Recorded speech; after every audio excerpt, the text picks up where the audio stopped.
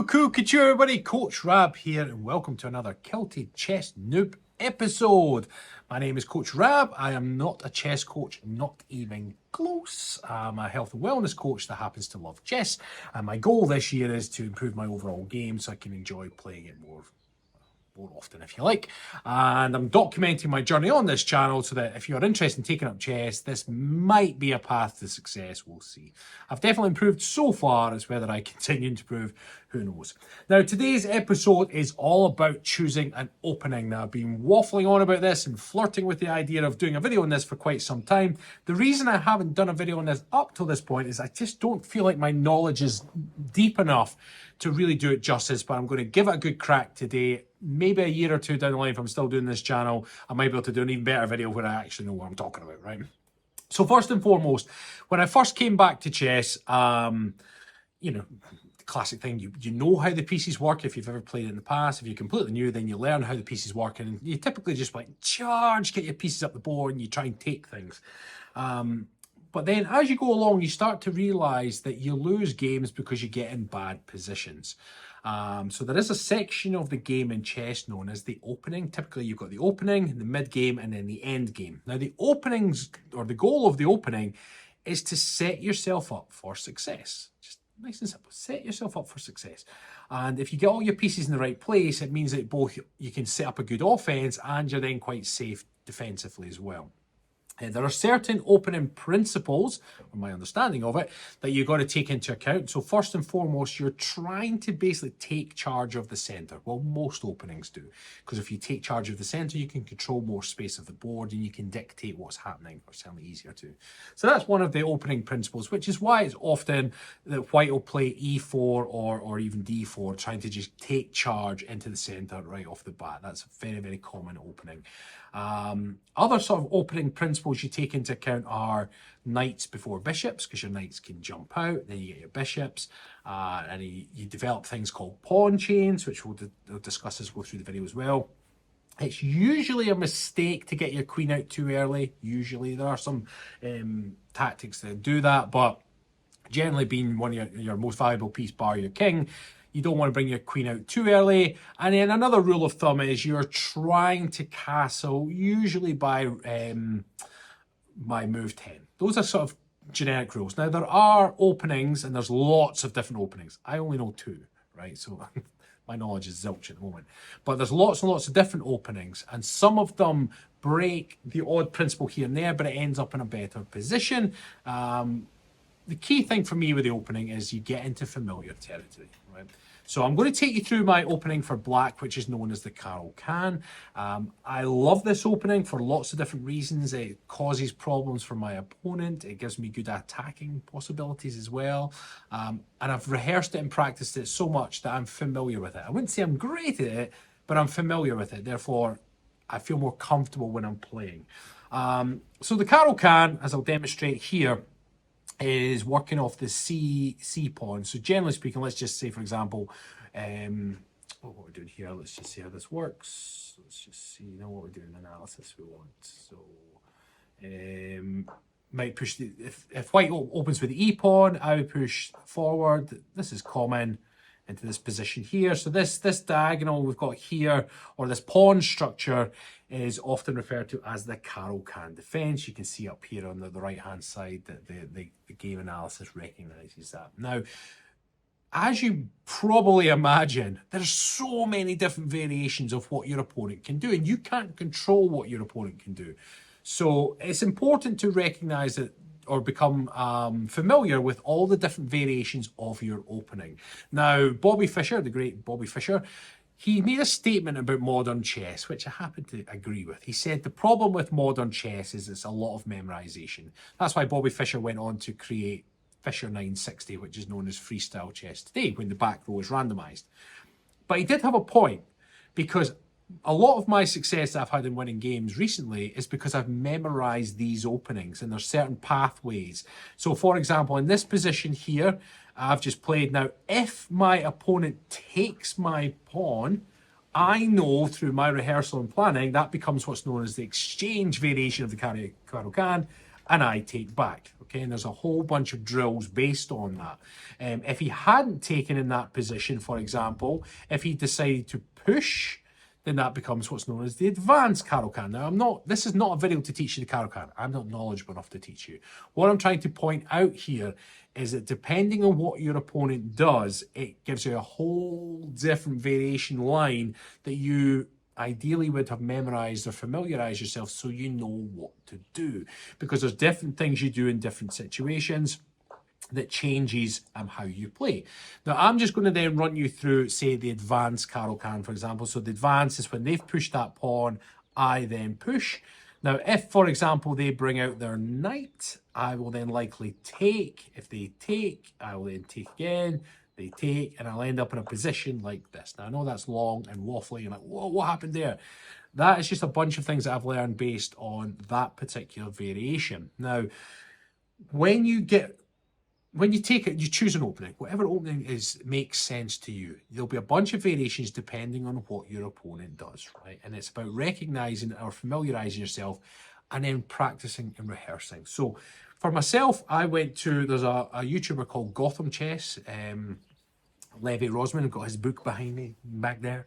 I quite liked Levy, and he had a good approach. I think he's got the biggest chess YouTube channel, and he's got his platform called Chessly. So when I was exploring what he did, I was like, I'm quite fancying. He loves the Caro Kann, so I watched some of his free videos on YouTube first. And it was an opening, it made sense to me, so I thought, well, you know what, I'll maybe give that a go. He then has courses on chessing. Now, I'm not affiliated with that in any shape or form. I'm just telling you what I did. So I bought into the Caro Kann course, and it was absolutely fantastic. Levy was really good because he not only broke down each of the lessons and variations, he explained why you were doing what you were doing and gave you all the different variations you can work with. He also gave you this ability to work off drills, which I thought was so vital. So, here we are here. Let me just see if it's going to let me do a drill shuffle. So, let's just do Caro Kann. So basically, Levy's platform is really good on Chessly because not only does he teach you the different variations that can occur, you've also got this drill factor, which helps you memorize the rotation. So it basically allows you to practice. So if I've done a drill shuffle on I think the exchange or advance, whichever one I did, right? It allows you to play your moves, it plays for you, and then basically you play all the right, and it tells you when you're right, it tells you when you're wrong. This one, if it takes, let me just remember, is it, no, I'll probably get my, is it close off? Yep, take, from that position, oh, that's not right, is it? Oh, it is. I've not done that one for a while. Oh, wrong, try again, so not get the knight out right away, take the free pawn. He pushes in here, probably chase away the bishop. No, probably bring the knight to protect. He castled, I'll probably castle. And then, do that, pin, yeah. I've not done that one for a while. But the point is, you do your drills, you practice, you become better, you rehearse them. And over time, they become like a reflex, they become a habit.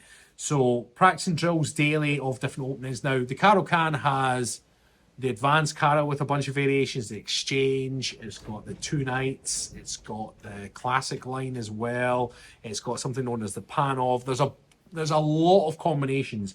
I think when I try and drill everything together, it's like 120 variations or something crazy like that.